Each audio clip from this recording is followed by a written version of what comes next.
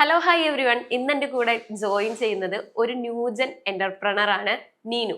ഒത്തിരി സ്നേഹത്തോടെ സ്വാഗതം ചെയ്യുന്നു. ഹായ്.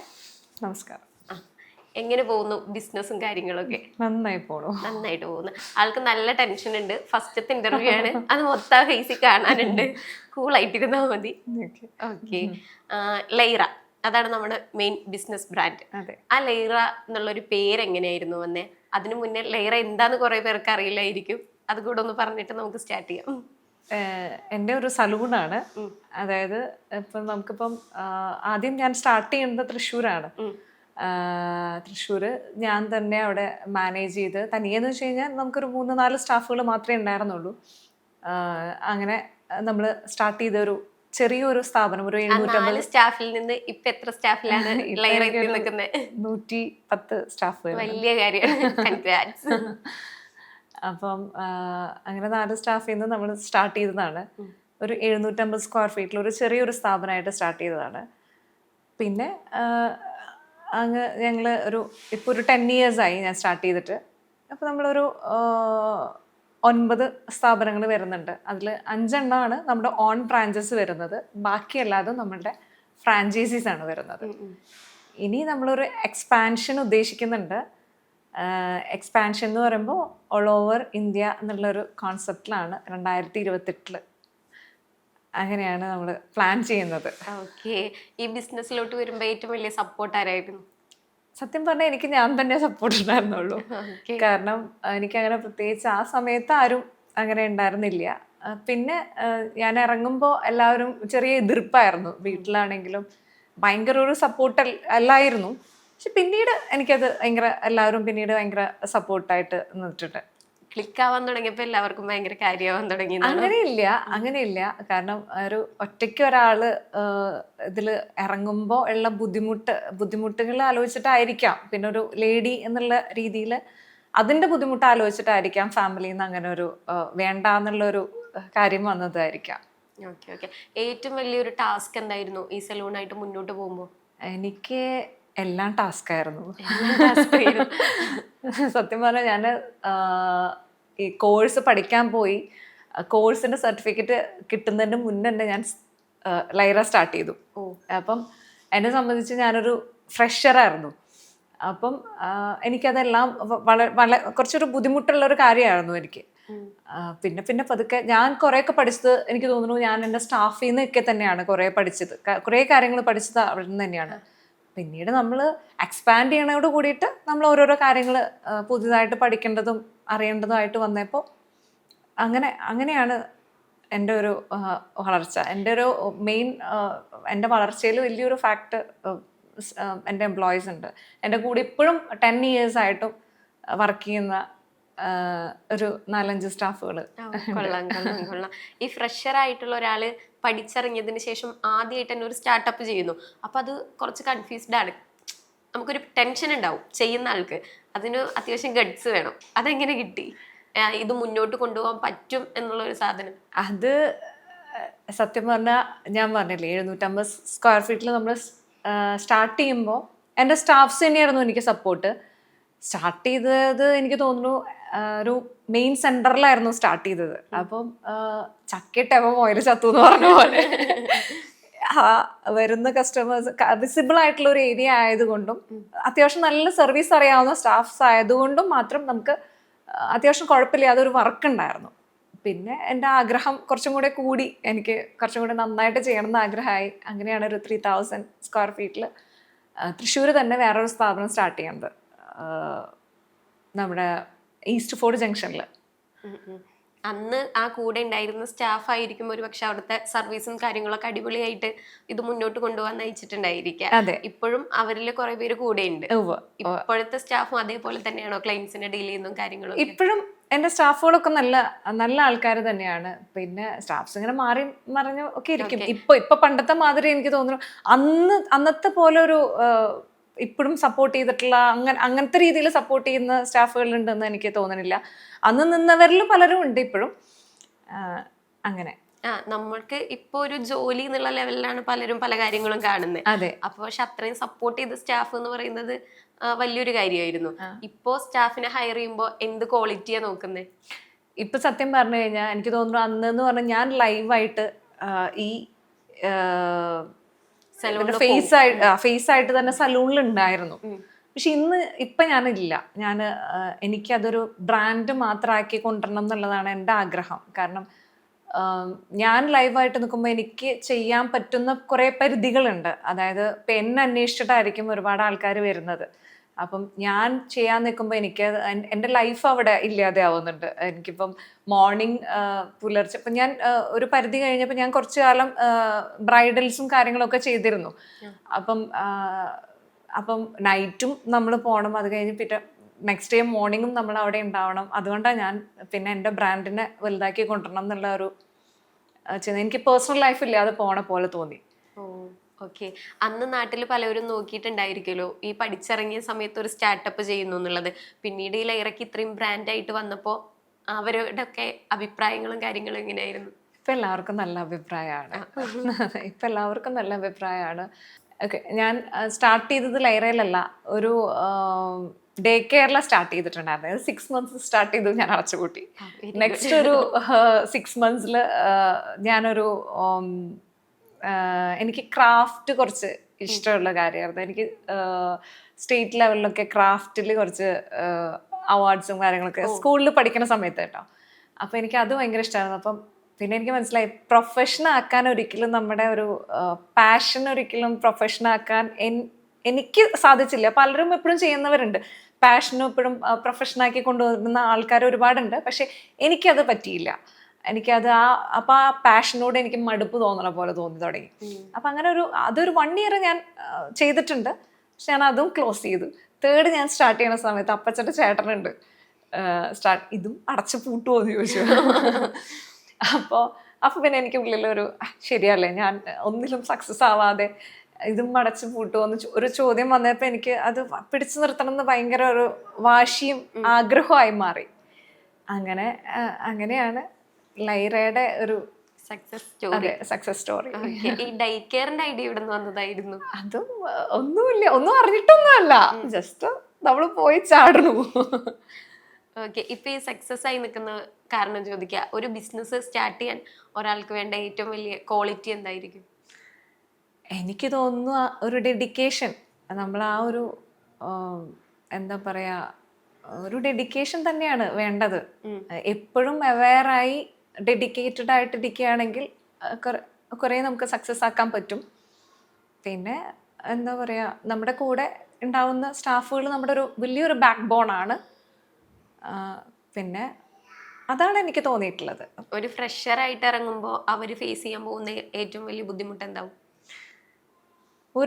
എനിക്ക് തോന്നുന്നു ഇപ്പം എങ്ങനെയാണെന്ന് അറിയണില്ല. ഞാനൊരു 10 years ബാക്കാണ് വരുന്നത്. ഈ കോവിഡിന് ശേഷം ഒരുപാട് മാറ്റങ്ങൾ സംഭവിച്ചിട്ടുള്ള പോലെ എനിക്ക് എന്താ പറയുക, ഇപ്പം ആൾക്കാർ കുറച്ചും കൂടെ മടിയന്മാരാണോ അതോ എന്താണെന്നറിയില്ല, കുറേ മാറ്റങ്ങൾ സംഭവിച്ചിട്ടുള്ള പോലെ തോന്നിയിട്ടുണ്ട്. ഈവൻ നമുക്ക് സ്റ്റാഫ്സിനെ ഹയർ ചെയ്യുമ്പോൾ വരേക്ക് ആ ബുദ്ധിമുട്ടുകൾ കാണുന്നുണ്ട് നമുക്ക്. അതായത് ലോങ് ടേം ഒരു റിലേഷൻഷിപ്പ് മെയിൻറ്റെയിൻ ചെയ്തു പോയിരുന്നു. പക്ഷെ അതിനുശേഷം ആരും അങ്ങനെ ഒരു ലോങ് ടേം റിലേഷൻഷിപ്പ് മെയിൻറ്റെയിൻ ചെയ്യണതായിട്ട് എനിക്ക് തോന്നിയിട്ടില്ല. അപ്പം മേ ബി അതൊക്കെ വ്യത്യാസങ്ങൾ വന്നിട്ടുണ്ടോയെന്ന് അറിയില്ല. ഈ ബിസിനസ്സിലും വ്യത്യാസങ്ങൾ വന്നിട്ടുണ്ടോയെന്ന് എനിക്കറിയില്ല. അതായിരിക്കും. ഓക്കെ. ഈ കോവിഡ് ടൈമിൽ ലൈറ ഓപ്പൺ ആയിരുന്നല്ലോ, മീൻസ് ലൈറ വർക്കിംഗ് പ്രോഗ്രസ് ആയിരുന്നു. ആ ടൈമിൽ എന്തായിരുന്നു ഫേസ് ചെയ്തല്ലേ? ഇത് വന്നപ്പോൾ, കോവിഡ് വന്നപ്പോൾ മൊത്തത്തിൽ എല്ലാവരും സ്റ്റക്കായി പോയൊരു ടൈമായിരുന്നു. അതെ, കോവിഡ് വന്നപ്പോൾ എല്ലാവരും സ്റ്റക്കായി പോയതായിരുന്നു. പക്ഷെ ഞാൻ ലൈവായിരുന്നു. എനിക്ക് തോന്നുന്നു അതാന്ന് തോന്നുന്നു എനിക്ക് ആ ടൈമിൽ എനിക്ക് പിടിച്ചു നിൽക്കാനൊക്കെ പറ്റിയത്. ഞാൻ അന്നും സ്റ്റാഫുകൾക്ക് ജോബ് ഉണ്ടാവും, ആ രീതിയിൽ ഞങ്ങൾ മൂവ് ചെയ്തിരുന്നത്. പിന്നെയെന്ന് വെച്ച് കഴിഞ്ഞാൽ ഞങ്ങൾക്ക് കോവിഡിൻ്റെ സമയത്തും അത്യാവശ്യം ഒരു എനിക്ക് തോന്നുന്നു അന്ന് ഒരു 100 ബ്രൈഡൽസ് ഒക്കെ ഞങ്ങൾക്ക് ഉണ്ടായിരുന്നു. അതെ, സത്യം പറഞ്ഞാൽ അത് ഞാൻ എടുത്തിരുന്നു. അതായത് ഇപ്പോൾ പറയണത് തെറ്റാണോന്നൊന്നും എനിക്കറിയില്ല, പക്ഷെ കോവിഡിൻ്റെ ടൈമിൽ ഞാൻ ബ്രൈഡൽ വർക്കുകൾ ഞാൻ എടുത്തിരുന്നു. ഞാനും എൻ്റെ 2-3 സ്റ്റാഫുകളും കൂടെ എൻ്റെ പേഴ്സണൽ വണ്ടിയിൽ തന്നെ പോകും, എന്നിട്ട് വർക്ക് എടുക്കും. പക്ഷെ ആ ടൈമിൽ നമുക്കൊന്നും ചെയ്യാൻ പറ്റില്ല, ഓൾറെഡി ഫിക്സ് ചെയ്ത എല്ലാവരും ബന്ധുക്കളാ. ആ സമയത്ത് എല്ലാവരും ബന്ധുക്കളാന്ന് പറയും. അതായത് ഇൻവിറ്റേഷൻ കാർഡ് ഉണ്ടായിരിക്കും, ഞങ്ങൾ റിലേറ്റീവിന്റെ മാരേജിന് പോവാണെന്ന് പറയും. അപ്പോൾ അങ്ങനെ പോയി ഞാൻ മാരേജ് വർക്ക് എടുത്തിരുന്നു. അപ്പോൾ എനിക്ക് തോന്നുന്നു ആ സമയത്ത് എനിക്ക് സസ്റ്റെയിൻ ചെയ്യാൻ ഒരുപാട് അത് ഹെൽപ്പ് ചെയ്തിട്ടുണ്ട്. എല്ലാവർക്കും ഇപ്പം 10 പേര് 20 പേര് വരുന്നുള്ളൂ കല്യാണത്തിന് എന്ന് വെച്ചാലും അവർക്ക് അത് അവരുടെ ഡ്രീമാണ്. അപ്പം അവർക്ക് അവിടെ നന്നായി തന്നെ ഒരുങ്ങണമായിരുന്നു. അപ്പം എനിക്ക് തോന്നുന്നു അതുകൊണ്ട് തന്നെ ഞാൻ പോയി വർക്ക് എടുത്തിരുന്നു. സത്യം പറഞ്ഞാൽ വിയൂര് സ്റ്റേഷൻ പരിധിയിൽ എന്നെ പലതവണ കണ്ടിട്ട് വിയൂര് എസ് ഐ എൻ്റെ അടുത്ത് പറഞ്ഞിട്ടുണ്ട്, ഇനി തന്നെ ഇവിടെ കണ്ടുപോകരുതെന്ന് പറഞ്ഞിട്ടുണ്ട്. നിനക്ക് എന്നും കല്യാണമാണോ എന്നാണോ? അതെ, എന്നും ബന്ധുക്കളുടെ കല്യാണമായതുകൊണ്ട്. അപ്പൊ അങ്ങനെ ഒരു സിറ്റുവേഷൻ ഒക്കെ വന്നിട്ടുണ്ട്. ആ ടൈമിലും സ്റ്റാഫ് കൂടെ നോക്കുന്നുണ്ടല്ലോ? സ്റ്റാഫ് ആ ടൈമിലും എൻ്റെ കൂടെ നിന്ന് കുറച്ച് സ്റ്റാഫുകളുണ്ട്. നമ്മളിപ്പോ ഓരോ കോഴ്സിനെ കുറിച്ച് കേൾക്കുമ്പോഴും പലരും പറയുന്നുണ്ട്, ഓക്കെ ഈ ബ്യൂട്ടീഷ്യൻ അതല്ലെങ്കിൽ മേക്കപ്പ് ആർട്ടിസ്റ്റ് അങ്ങനെ വല്ലതൊക്കെ ആണെങ്കിൽ ലൈഫ് സെറ്റ് ആയിരിക്കും. കാരണം എപ്പോഴും വേണ്ട ഒരു കാര്യമാണ്. ഇപ്പൊ ആരും മേക്കപ്പ് ചെയ്യാതെ അങ്ങനെ പുറത്തിറങ്ങുന്നില്ല. എല്ലാവർക്കും ബ്യൂട്ടി പാർലറിൽ പോണം, സ്വയം നമ്മൾ ഡെവലപ്പ് ആവാൻ നോക്കുന്നുണ്ട്. അപ്പൊ ഈ കോഴ്സിനും ലൈറ അതുപോലെ ഓരോ സലൂൺസിനും ഇപ്പോഴും ഭയങ്കര വാല്യൂ ഉണ്ടെന്ന് തോന്നുന്നുണ്ട്. അതെ, ഇപ്പോഴും ഇപ്പം +2 കഴിഞ്ഞിട്ടായാലും ചില പിള്ളേർ എന്ത് ചെയ്യും എന്നുള്ളത് ആലോചിച്ച് നിൽക്കാൻ ഭയങ്കര ബ്രൈറ്റ് അല്ലാത്ത സ്റ്റുഡൻസ് പ്രത്യേകിച്ചും എന്ത് ചെയ്യും, അതുപോലെ നെക്സ്റ്റ് എന്ത് ചെയ്യും എന്ന് ഇങ്ങനെ ആലോചിച്ചിരിക്കുന്ന പിള്ളേർ ഒരുപാട്, ഈ ഒരു ന്യൂജൻ പിള്ളേരായാലും മേക്കപ്പ് ആർട്ടിസ്റ്റ് എന്നുള്ള ഒരു കോൺസെപ്റ്റിലോട്ട് ഒരുപാട് ഇറങ്ങി വരുന്നുണ്ട്. അതുകൊണ്ട് തന്നെ കോമ്പറ്റീഷൻ ഉണ്ട്. അവർക്ക് വേണ്ട സ്കിൽ എന്തായിരിക്കും, ബേസിക്കലി എന്തായിരിക്കും വേണ്ടത്? എനിക്ക് തോന്നിയിട്ടുള്ളത് എന്താ പറയാ, ഒരു മേക്കപ്പ് ആർട്ടിസ്റ്റ് ആയിട്ടിരിക്കുമ്പോൾ എനിക്ക് തോന്നിയിട്ടുള്ളത് ഇപ്പം അവരെങ്ങനെ മാക്സിമം ഇപ്പോൾ ഭംഗിയാക്കാൻ പറ്റും. ഇപ്പം എനിക്ക് തോന്നുന്നു അതൊരു കലയും കൂടിയിട്ടാണ്. അത് അല്ലാതെ ഒരു മെഷീൻ പോലെ വർക്ക് ചെയ്യാൻ പറ്റുന്ന ഒരു കാര്യമാണെന്ന് എനിക്ക് തോന്നിയിട്ടില്ല. ഒരാളെ എത്രത്തോളം ഭംഗിയാക്കി എടുക്കാൻ പ്രസന്റ് ചെയ്യാൻ പറ്റും എന്നുള്ളതിനനുസരിച്ചിട്ടാണ് തോന്നുന്നത്. അങ്ങനെയാണ് എനിക്ക് തോന്നിയിട്ടുള്ളത്. അതെ. ഓക്കെ, നോർമൽ ഡേയ്സിൽ നമ്മൾ ബ്യൂട്ടി പാർലറിൽ പോകുന്നു, മേക്കപ്പ് ചെയ്യുന്നു, ഓക്കെ. പക്ഷെ ബ്രൈഡൽ ലുക്കിലൊക്കെ വരുമ്പോൾ അത് എല്ലാ ബ്രൈഡിന്റെ ഒരു കൺസെപ്റ്റ് ആണ്, നമ്മൾ ഈ ലുക്ക് വേണം, അത്രയും ഭംഗിയായി നിൽക്കണം എന്നൊക്കെ. അപ്പൊ നമ്മളതിനെ അത്രയും വിശ്വസിച്ചാണ് ഇവർ ആ വർക്ക് തരുന്നത്. അത് അതിന് വേണ്ടിയിട്ട് ലൈറ എങ്ങനെയാ മൂവ് ഓൺ ചെയ്യുന്നത്? ഇപ്പോന്ന് പറഞ്ഞാൽ നമുക്ക് ഈ പറഞ്ഞ പോലെ സ്റ്റാഫ്സുകളുണ്ട്, ഒരുപാട് സ്റ്റാഫ്സുകൾ ഉള്ളത് കൊണ്ട് അവരാണ് ചെയ്യുന്നത് വർക്ക്. ഇപ്പം ഞാൻ ഈ പ്ലാറ്റ്ഫോമിൽ ഫ്രണ്ടിലില്ല സത്യത്തില്. ഞാൻ ബാക്കിലാണ് ഉള്ളത്, ഇതിനു വേണ്ടി വർക്ക് ചെയ്യുന്നത്. അപ്പം അത് കാരണം കൊണ്ട് എനിക്ക് പിന്നെ എന്താ പറയുക, ഓരോ ഇപ്പം പണ്ടത്തെ പോലെയല്ല, പിള്ളേരെല്ലാവരും ഇൻസ്റ്റാഗ്രാമിൽ ഇൻഫ്ലുവൻസ്ഡ് ആണ്, അതേപോലെ എല്ലാത്തിലും ഇൻഫ്ലുവൻസ്ഡ് ആണ്. അപ്പം അവർക്ക് വേണ്ടുന്ന ഐഡിയാസ് അവർ തന്നെ കൊണ്ടുവരും. അപ്പം അത് കാരണം കൊണ്ട് അങ്ങനെ നമുക്ക് വേറെ ബുദ്ധിമുട്ടുകളില്ല. അപ്പൊ അത് എങ്ങനെ ആക്കി കൊടുക്കാൻ മാക്സിമം പറ്റും. നമ്മളെന്ന് പറയുമ്പോൾ നമ്മൾ ഓൾറെഡി ട്രയൽ കൊടുക്കുന്നുണ്ട്, ബ്രൈഡലിന് ട്രയൽ കൊടുക്കുന്നുണ്ട്. അപ്പം ട്രയൽ ചെയ്തിട്ട് അവർക്ക് അന്ന് തന്നെ ഏകദേശം എന്താവും എന്നുള്ളൊരു ഐഡിയ ഉണ്ടായിരിക്കും. അത് അങ്ങനെ എല്ലാ സലൂണും പ്രൊവൈഡ് ചെയ്യുന്നുണ്ട്? എല്ലാ സലൂൺസിലും പ്രൊവൈഡ് ചെയ്യുന്നുണ്ട്. ട്രയൽ കൊടുക്കും. അത് നല്ലൊരു ഐഡിയ ആണ്. ഓക്കെ, ഇതുവരെ ചെയ്ത വർക്കില് ഭയങ്കരമായിട്ട് ഓർത്തു വെക്കാൻ പറ്റുന്ന വർക്ക് അങ്ങനെ എന്തെങ്കിലും ഉണ്ടായിട്ടുണ്ട്? എനിക്കൊരു ഡോക്ടറുടെ വർക്ക് ഉണ്ടായിരുന്നു. ഒരു ഡോക്ടറുടെ ഫാമിലിയാണ്. അപ്പം അവര് തൃശ്ശൂരുള്ളൊരു ഫാമിലിയാണ്. ഞാൻ പേരൊന്നും പറയണില്ല. അവരിങ്ങനെ എന്താ പറയാ, അവരുടെ മാരേജ് ഒരു ടീച്ചറാണ് അവരുടെ അമ്മ വരുന്നത്. അപ്പം ആ ടീച്ചർ ഭയങ്കര ഒരു ഭയങ്കര നമ്മളെ ഇങ്ങനെ എന്താ പറയാ, നമുക്ക് ആ വർക്ക് ചെയ്ത് കഴിഞ്ഞതിന് ശേഷമുള്ള അവരുടെ ഒരു സ്നേഹവും അത് മെയിൻറ്റെയിൻ ചെയ്ത് കൊണ്ടുപോയിരുന്നതും, നമ്മൾ ഫാമിലിയിലൊരു മെമ്പറുടെ പോലെയാണ് ആള് നമ്മുടെ അടുത്ത് ബിഹേവ് ചെയ്തിരുന്നത്. അത് ഭയങ്കര ഒരു ഇതായിട്ട് തോന്നിയിട്ടുണ്ട്. പിന്നെ രണ്ടാമത്തെ മോളുടെ കല്യാണം വരുമ്പോഴും വിളിച്ച് അത് തരില്ല. അപ്പൊ അങ്ങനെ ആവുമ്പോൾ അത് ഭയങ്കര ഒരു സന്തോഷമായിട്ട് നമുക്ക് തോന്നിയിട്ടുണ്ട്. അത് പേഴ്സണലി ഓക്കെ, നമുക്ക് എന്തോ ചെയ്യാൻ പറ്റി എന്നുള്ളൊരു തോന്നലായിട്ട് അങ്ങനെ അവര് നമ്മളെ കെയർ ചെയ്യുന്ന രീതി. അതെ. അത് കൊള്ളാം. ഓക്കെ, ഇപ്പോൾ ഉള്ള സ്റ്റാഫിലാണെങ്കിലും സ്റ്റാഫിന്റെ കല്യാണം കാര്യങ്ങളൊക്കെ വരുമ്പോൾ ഇവിടുത്തെ സ്റ്റാഫ് തന്നെയാണോ കൂടുതലും പോയി മേക്കപ്പ് ഒക്കെ സെറ്റ് ചെയ്ത് കൊടുക്കുന്നത്? സ്റ്റാഫ്സിന്റെ ഒരുവിധം നമ്മൾ തന്നെയായിരിക്കും. അത് അവർക്ക് അങ്ങനെ. അതെ. ഓക്കെ. അത് സെറ്റ് ആയിട്ട് പോകുന്നുണ്ട്. അങ്ങനെ അങ്ങനെ ഈ പണ്ട് കോഴ്സ് ചെയ്തിട്ടുണ്ടായിരുന്നു എന്ന് പറഞ്ഞില്ലേ, അതെ. അപ്പൊ ഈ കൂടെ പഠിച്ച ആരെങ്കിലും വേറെ സലൂൺസ് ഒക്കെ തുടങ്ങിയിട്ട് അങ്ങനെ പോകുന്ന ആൾക്കാരുണ്ടോ? ഞാൻ സത്യം പറഞ്ഞാൽ അങ്ങനെ ഒരു കോണ്ടാക്ട്സ് ഞാൻ സത്യത്തിൽ മെയിൻറ്റെയിൻ ചെയ്യുന്നില്ല കേട്ടോ ഇപ്പോഴും. അങ്ങനെ എനിക്ക് തോന്നുന്നു അങ്ങനെ അങ്ങനെ ഒരു കോണ്ടാക്ട് ഞാൻ മെയിൻറ്റെയിൻ ചെയ്തിട്ടില്ല. അതെന്താന്ന് എനിക്കറിയില്ല. ഓക്കെ. അപ്പൊ ഈ പഠിപ്പിച്ച ടീച്ചേഴ്സ് ഉണ്ടാവില്ലേ, അവർക്കറിയോ ഇങ്ങനെ ഒരു സംഭവം തുടങ്ങിയിട്ടുണ്ട്? അറിയുമെന്ന് എനിക്കറിയില്ല സത്യത്തില്. അറിയില്ല. അപ്പൊ അവരേനൊക്കെ പോയി കണ്ട ഇപ്പൊ നൈസ് ആയിരിക്കത്തില്ലേ? ഇപ്പൊ നല്ലതായിരിക്കും. അതെ, നമ്മളെവിടെയോ എത്തി എന്നുള്ള ഒരു ഇത്. ഓക്കെ. ഇപ്പൊ പുറത്തൊക്കെ പോകുമ്പോ അല്ല, ഇപ്പൊ ഒരു കോൺഫിഡന്റ് ആയിട്ട് ഞാനൊരു ബിസിനസ് ചെയ്യുന്നുണ്ട്, ഇതിൽ ഞാൻ സക്സസ് ആണ് എന്ന് തോന്നിയ ആ മൊമെന്റ് എപ്പോഴായിരുന്നു? അതെനിക്ക് തോന്നുന്നു ഒരു 5 years ബാക്ക് ആയിരിക്കും. അതായത് 5 വർഷം, ആദ്യത്തെ 5 വർഷവും എനിക്ക് ഞാൻ അത്ര വലിയ ഒരു സക്സസ്ഫുൾ ഒരാളാണെന്ന് എനിക്ക് അങ്ങനെ തോന്നിയിട്ടില്ല. അതായത് ഞാനിങ്ങനെ സ്ട്രഗിൾ ചെയ്തുകൊണ്ട്, ഇപ്പോഴും സ്ട്രഗിളിങ് ഉണ്ട് കേട്ടോ, സ്ട്രഗിൾ ചെയ്യണില്ല എന്നല്ല പറയണേ. ഞാനിങ്ങനെ സ്ട്രഗിൾ ചെയ്തുകൊണ്ടിരിക്കുന്നു, ഓടുന്നു, എന്തൊക്കെയോ ചെയ്തുകൊണ്ടിരിക്കുന്നു, അത്രയല്ലാതെ എനിക്കങ്ങനെ വേറൊരു ഇതും തോന്നിയിട്ടില്ല. എനിക്ക് തോന്നുന്നു കോവിഡിന് ശേഷമാണ് എനിക്ക് കാരണം ഞാൻ കോവിഡിന് ശേഷം എടുത്ത എൻ്റെ ഡിസിഷൻസ് നല്ലതായിരുന്നു എന്ന് എനിക്ക് തോന്നിയിട്ടുണ്ട്. അതായത് ഇപ്പം കോവിഡിന് ശേഷമാണ് ഞാൻ എറണാകുളം ഒരു ബ്രാഞ്ച് പുതുതായിട്ട് സ്റ്റാർട്ട് ചെയ്യുന്നത്. അത് ഞാൻ ടേക്ക് ഓവർ ആയിരുന്നു. അതായത് മുന്നേ നടത്തിയിരുന്ന ഒരു സ്ഥാപനം ഞാൻ ടേക്ക് ഓവർ ചെയ്യാണ് ചെയ്തത്. അവർ കോവിഡ് കാരണം കൊണ്ട് വിട്ടുപോയിട്ടുള്ള ഒരു സ്ഥാപനമായിരുന്നു, അത് ഞാൻ ടേക്ക് ഓവർ ചെയ്ത് നടത്തുകയാണ് ചെയ്തത്. അപ്പം എന്നെ സംബന്ധിച്ച് അവിടെ ഇനീഷ്യൽ എക്സ്പെൻസ് വളരെ കുറവായിരുന്നു. അപ്പം അങ്ങനെ സ്റ്റാർട്ട് ചെയ്തപ്പോൾ ആ സമയത്ത് എന്ന് പറഞ്ഞു കഴിഞ്ഞാൽ ഒരുവിധം എല്ലാ സ്ഥാപനങ്ങളും പൂട്ടിയിട്ടുള്ളത് കൊണ്ടും നമുക്ക് ഒരുപാട് കസ്റ്റമേഴ്സ് ഉണ്ടായിരുന്നു. പെട്ടെന്ന് ലൈറ എന്ന് പറഞ്ഞൊരു സ്ഥാപനം അറിഞ്ഞു വരാനും വേറെ ബുദ്ധിമുട്ടൊന്നും ഉണ്ടായിരുന്നില്ല ഇവിടെ.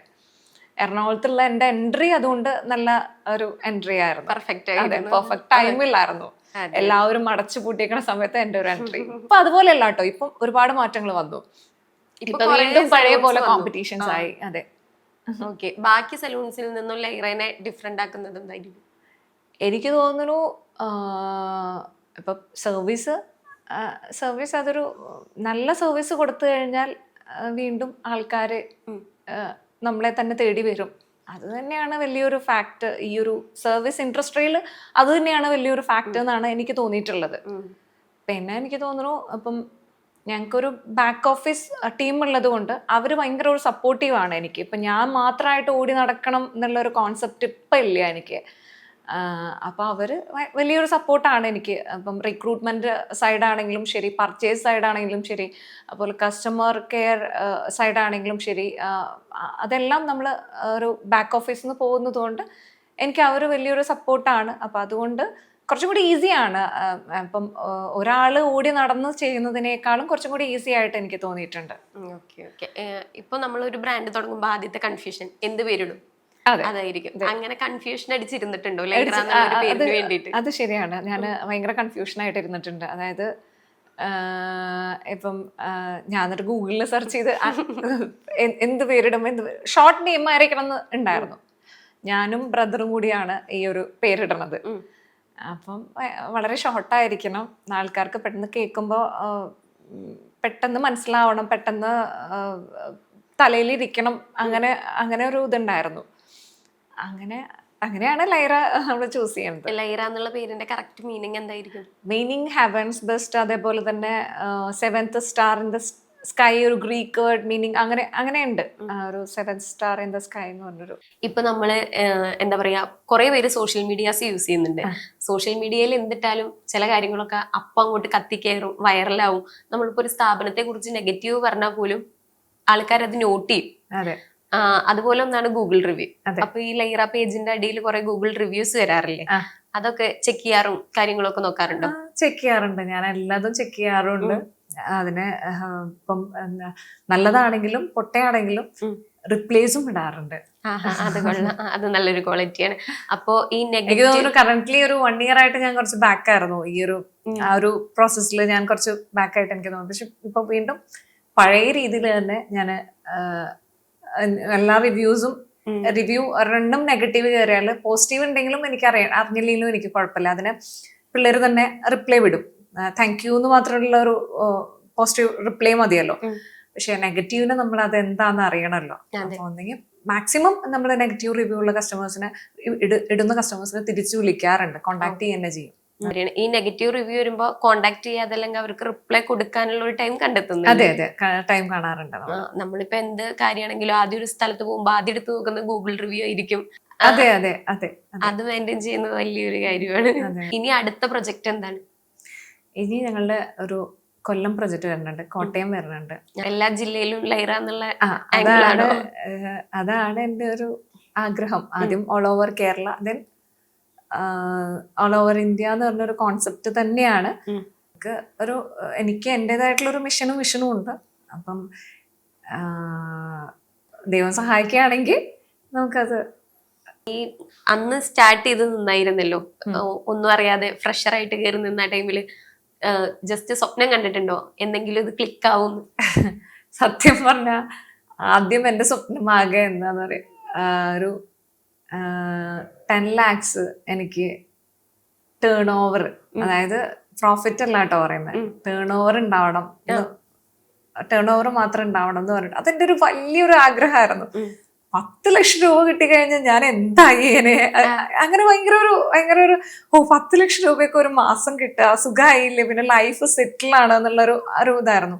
പക്ഷെ നമ്മള് വലുതാവും തോറും നമ്മുടെ എക്സ്പെൻസസ് കൂടും. അതായത് സ്റ്റാഫുകളുടെ എണ്ണം കൂടണം, ഇലക്ട്രിസിറ്റി ബില്ല്, അങ്ങനെ പല പല എക്സ്പെൻസസ് വരും, റിഫ്രഷ്മെന്റ് വരും, റെന്റ് വരും, അങ്ങനെ പല എക്സ്പെൻസസ് വരും. ആൾക്കാർ ഇതൊന്നും അറിയണില്ല. അതുപോലെ തന്നെ ഞാനും അന്ന് ഇതൊന്നും നോക്കിയിരുന്നില്ല. 10 ലക്ഷം രൂപ വന്നു കഴിഞ്ഞാൽ ഞാൻ എൻ്റെ ലൈഫ് സെറ്റിൽ ആയെന്നായിരുന്നു.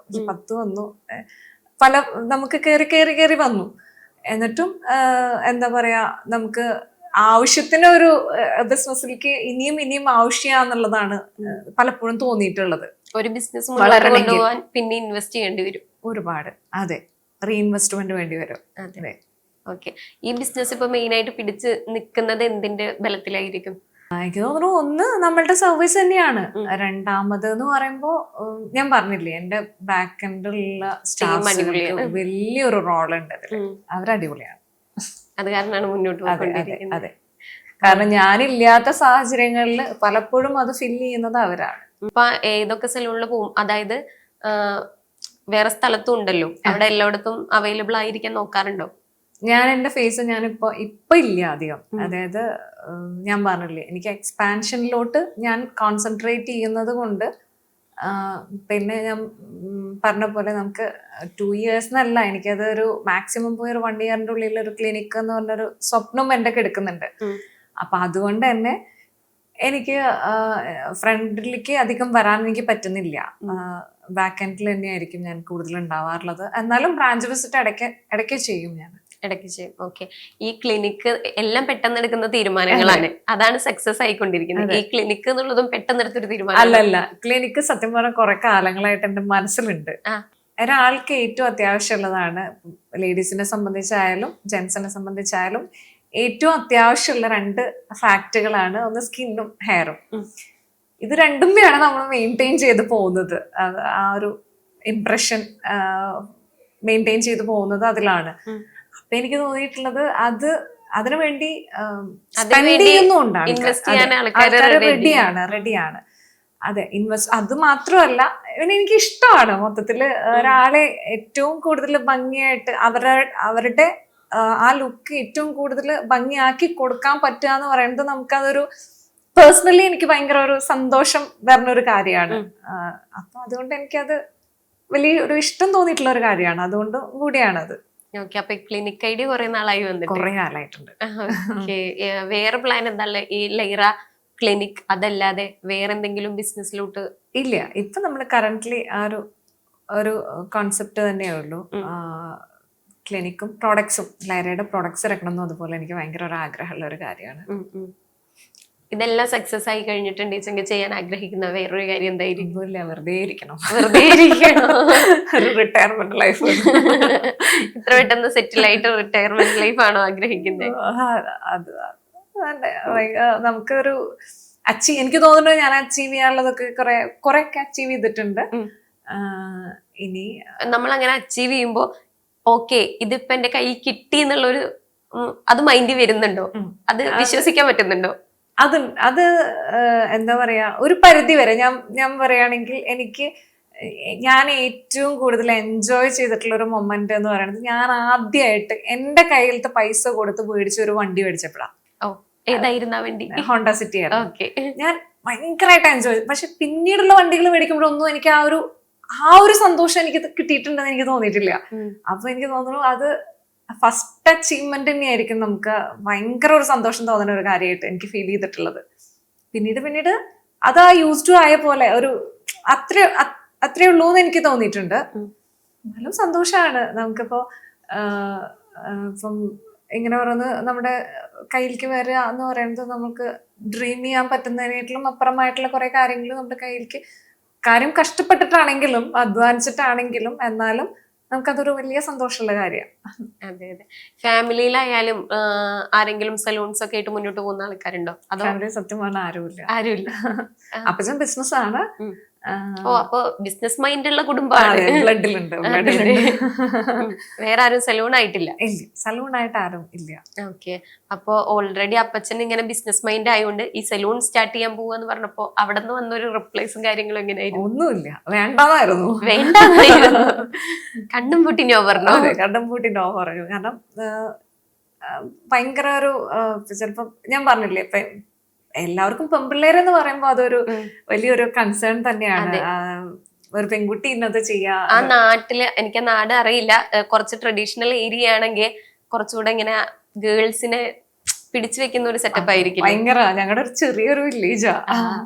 അപ്പൊ അതുകൊണ്ട് തന്നെ ഭയങ്കര ഓർത്തഡോക്സ് ആയിട്ടുള്ള ഒരു ആൾക്കാരായിരുന്നു. എനിക്ക് തോന്നുന്നു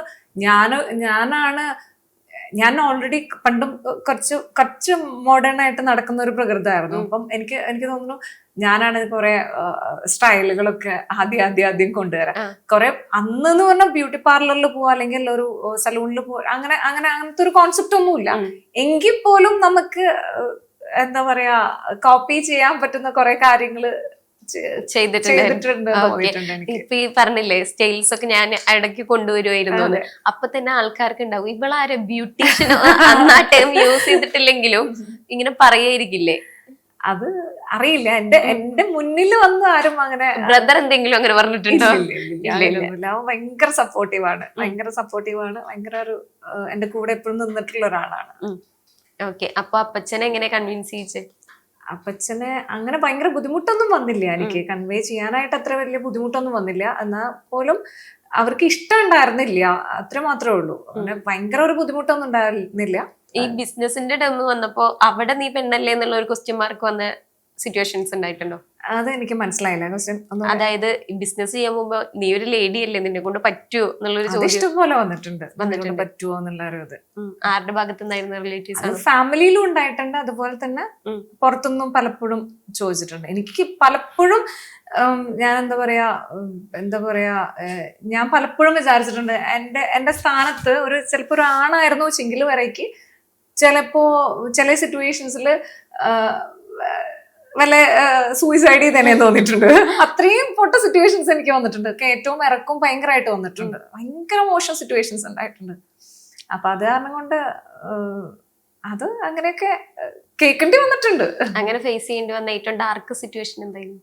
ഡാർക്ക് സിറ്റുവേഷൻ എന്ന് പറയുമ്പോ ഇപ്പം ഏറ്റവും ഫസ്റ്റ് ഞാൻ പറഞ്ഞില്ലേ, ഒരു സ്ഥാപനം തുടങ്ങി 750 സ്ക്വയർ ഫീറ്റിൽ വിസിബിൾ ആയിട്ടുള്ള ഒരു ഏരിയ, അത്യാവശ്യം 3-4 സ്റ്റാഫ്, എന്നെ കൊണ്ട് മാനേജ് ചെയ്യാൻ പറ്റുന്ന ഒരു എന്റെ കൺട്രോളിൽ വരുന്ന ഒരു കാര്യമാണ്.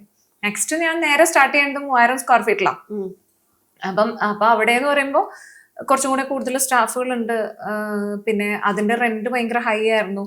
അപ്പൊ എനിക്ക് ഭയങ്കരമായിട്ട് ബുദ്ധിമുട്ട് ഉണ്ടായിട്ടുള്ള സിറ്റുവേഷൻസ്. എന്റെ കയ്യിലുണ്ടായിരുന്ന ലിക്വിഡ് ഫണ്ട് മുഴുവൻ തീർന്നു. പിന്നെ ഞാൻ ഭയങ്കരമായിട്ട് സ്ട്രഗിൾ ചെയ്തിട്ടുള്ള ഒരു സിറ്റുവേഷൻ ഉണ്ടായിരുന്നു. അങ്ങനെയാ ശരിക്കും പറഞ്ഞു കഴിഞ്ഞാൽ ഞാൻ വർക്ക് പഠിക്കുന്നത് അങ്ങനെയാ. പിന്നെ എനിക്ക് മനസ്സിലായി ഒരുപാട് എന്താ പറയാ, നമ്മുടെ എല്ലാ കാര്യങ്ങളും സംഭവം നമുക്ക് സ്റ്റാഫ്സ് ഉണ്ടെങ്കിലും അവർക്കും അവരുടേതായിട്ടുള്ള ഒരു ഫാമിലിയും അവർക്കും പല പല സിറ്റുവേഷൻസ് ഉണ്ടാവും. അപ്പൊ അവരും പല കാരണവശാല് ചിലപ്പം നമ്മളെക്കാളും കൂടുതൽ സാലറി തരുന്ന വല്ലവരുണ്ടാവും, അല്ലെങ്കിൽ ഇൻസെന്റീവ് ആയിരിക്കും, അല്ലെങ്കിൽ വേറെ എന്തെങ്കിലും റീസൺസ് ആയിരിക്കും, ഫാമിലി റീസൺസ് ഉണ്ടാവും. അങ്ങനെ ഒരുപാട് റീസൺസിന്റെ പുറത്ത് അവർക്കും നമ്മളെ മാത്രം ഡിപ്പെൻഡ് ചെയ്ത് പോകാനൊന്നും പറ്റാത്ത പല സിറ്റുവേഷൻസ് ഉണ്ടാവാം. അപ്പം ആ സിറ്റുവേഷൻസിൽ എനിക്ക് അങ്ങനെ ഒരു സിറ്റുവേഷൻ വന്നപ്പോഴാണ് എനിക്ക് മനസ്സിലായത് ഞാനും കൂടി ഈ വർക്ക് പഠിച്ചിരിക്കണം. വേറെ വർക്കുകൾ അല്ലെങ്കിലും ബ്രൈഡൽ വർക്കും അതുപോലെ തന്നെ അങ്ങനെയാണ് ഞാൻ ശരിക്കും കസ്റ്റമേഴ്സിന്റെ ഇടയിലേക്ക് ഇറങ്ങുന്നത്. അങ്ങനെയാണ് എനിക്ക് കസ്റ്റമർ കോണ്ടാക്ട്സും ഞാൻ തന്നെ കസ്റ്റമേഴ്സിനെ മെയിൻറ്റെയിൻ ചെയ്ത് അങ്ങനെ ചെയ്തു പോയിരുന്ന ഒരു സമയം ഉണ്ടായിരുന്നു. നമ്മൾ ഓണർ എന്നുള്ള ഒരു ലെവലിൽ നിൽക്കാതെ ക്ലയൻസിന് ഞാൻ ആരോടും പറയാറില്ല. ഞാൻ എന്റെ ബ്രാഞ്ചിലോട്ട് വരുമ്പോ ഞാൻ ഓണർ ആണെന്ന് ആരോടും ഞാൻ അങ്ങനെ പറയാറില്ല. പിള്ളേര് നിൽക്കുമ്പോ ആ പിള്ളേരുടെ കൂട്ടത്തില് ഞാനിങ്ങനെ നിന്ന് പോകുമ്പോ അവരുടെ വിചാരം ഞാൻ അവിടെ എന്തെങ്കിലും ഒരു മാനേജറോ മാനേജ് ചെയ്ത് വേറെ ആരെങ്കിലും ആയിരിക്കും എന്നുള്ളൊരു രീതിയിലാണ് എന്നെ കാണാറുള്ളത്. അപ്പം എന്തെങ്കിലും ആരെങ്കിലും അങ്ങനെ പറഞ്ഞിട്ട് വണ്ടർ ആയിട്ടുണ്ടോ, ഞാൻ ഇതിന്റെ ഓണർ ആയിരുന്നു എന്ന് ചോദിച്ചിട്ടുണ്ടോ? അത് ഇഷ്ടം പോലെ പ്രാവശ്യം ഉണ്ടായിട്ടുണ്ട്. ഭയങ്കര കാരണം എന്നേക്കാളും മെച്യൂർഡ് ആയിട്ടുള്ള ഒന്ന് രണ്ട് പേരുകൾ ഉണ്ടായിരുന്നു. നമുക്ക് കുറച്ചും കൂടെ മെച്യൂർഡ്, കാണാൻ സ്റ്റൈലിഷ് തന്നെയാണ്. അപ്പം അങ്ങനെ മെച്യൂർഡ് ആയിട്ടുള്ള ആൾക്കാർ വരുമ്പോ ഇപ്പൊ ഞാൻ എന്ന് പറയുമ്പോ കാണുമ്പോഴും ഇപ്പഴാണ് എനിക്ക് തോന്നുന്നു കുറച്ചും കൂടി ഞാൻ മണ്ണൊക്കെ വെച്ചിട്ടുണ്ട്. അപ്പൊ അന്ന് കാണുമ്പോ ഞാൻ ഭയങ്കര ചെറുതായിരുന്നു. അപ്പൊ ചെറുതാവുമ്പോ ആൾക്കാരുടെ വിചാരം ഞാൻ ഒരു സലൂണിൽ വർക്ക് ചെയ്യുന്ന ഒരാളോ അല്ലെങ്കിൽ അത് അതിന്റെ മാനേജറോ അല്ലെങ്കിൽ അങ്ങനെ വല്ലവരോ ആയിരിക്കുന്നതാണ് വിചാരം ഉണ്ടാവാറുള്ളത്. അപ്പം എനിക്ക് പലപ്പോഴും അങ്ങനെ ഓണർ വണ്ടർ അടിച്ചിട്ട് ഇത്രയും ചെറുപ്പത്തിലോ അത് കേൾക്കുമ്പോ ഒരു എക്സൈറ്റ്മെന്റ് ഇല്ലേ? ഭയങ്കര സന്തോഷം തോന്നും. ഇനി മുന്നോട്ട് പോകാൻ തോന്നും.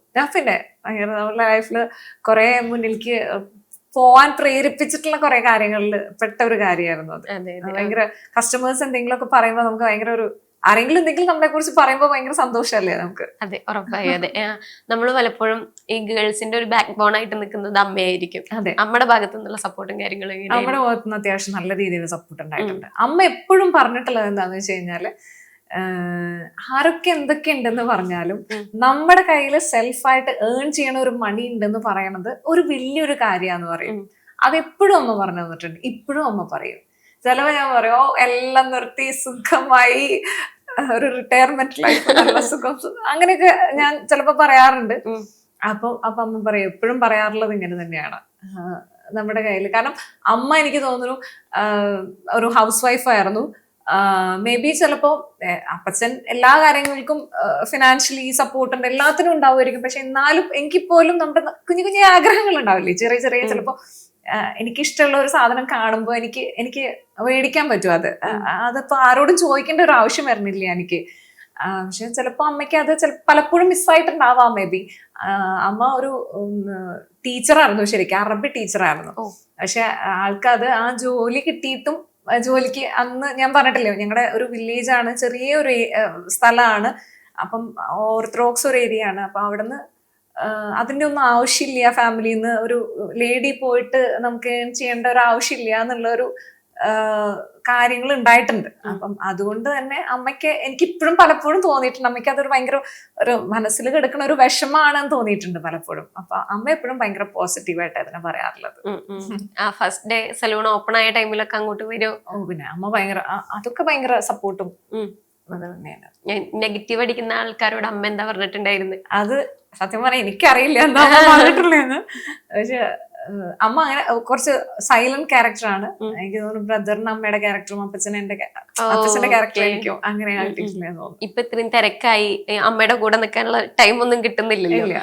അപ്പൊ അമ്മയ്ക്ക് എന്താ ഫീൽ ചെയ്യുന്നത്? ചിലപ്പോ ഫോൺ എനിക്കറിയില്ല സത്യത്തിൽ അത്. കാരണം ചിലപ്പോ ഫോൺ വിളിക്കുമ്പോ പറയും, ഇനിയിപ്പോ നീ തിരക്കിലാണെങ്കിൽ ആയിക്കോട്ടെ എന്ന് വിചാരിച്ചിട്ടാ ഞാൻ വിളിക്കാത്ത. അപ്പൊ അങ്ങനെ പലപ്പോഴും പറയാറുണ്ട്. ലൈറയുടെ മൊത്തത്തിലുള്ള വിശേഷം അതാണ്. ഇനി ഒരു ക്ലിനിക് ആയിട്ട് മുന്നോട്ട് പോകണം എന്നുള്ളതാണ് അടുത്ത ഡ്രീം. അപ്പൊ സഹായിക്കുകയാണെങ്കിൽ ഞാൻ എന്തായാലും ക്ലിനിക്ക് ചെയ്തിരിക്കും. ആ ഒരു കോൺഫിഡൻസ് ഉണ്ടായാൽ മതി, അതെന്തായാലും സക്സസ് ആവും. ഇതൊക്കെയാണ് ഫ്യൂച്ചർ പ്ലാൻസ്. ക്ലിനിക്ക് എന്തായാലും സക്സസ് ആവട്ടെ. ലൈറ ഇതേപോലെ മുന്നോട്ട് പോകട്ടെ എന്ന് ആശംസിക്കുകയാണ്. All the best. Thank you.